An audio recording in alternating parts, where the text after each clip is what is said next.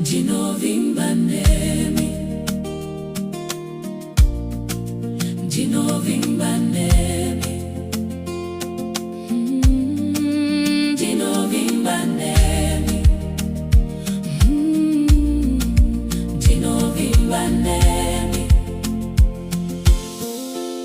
Panguva dzose dzoupenyu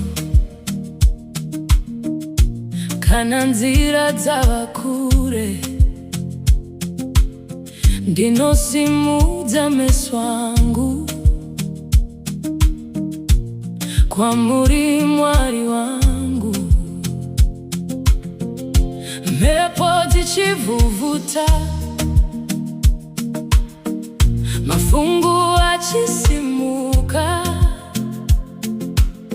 moyo wangu unoramba wakavanda murudo rwenyu. Ndinovimba nemi Baba,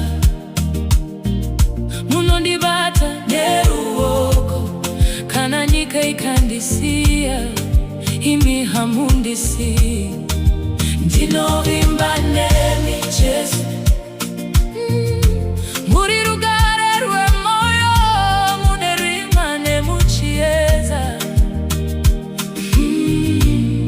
munogara neni. Pandinochema ndiri ndega, munonzwa kuchema kwangu. Pandinonzwa kuneta, munondisimudzazve. Nyasha dzenyu dzinondifugidza, rudo rwenyu haruperi.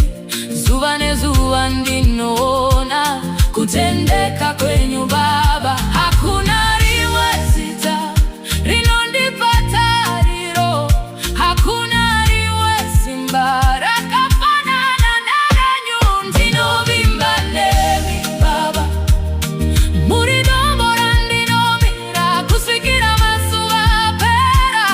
Ndichakurumbidzai, ndinovimba nemi Jesu, muri rwiyo rwemoyo wangu nekufema kwese kwandinako. Oh, ndichakudzaishe.